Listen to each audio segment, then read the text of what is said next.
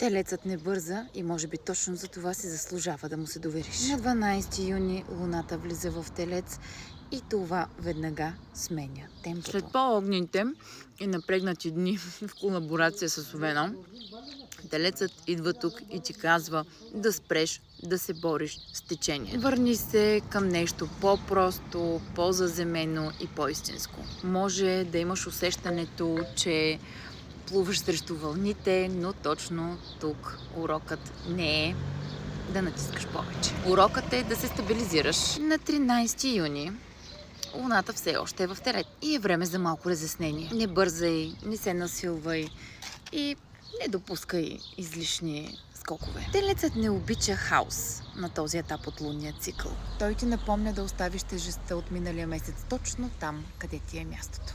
Не всичко трябва да се реши днес. Някои неща трябва просто да се успокоят.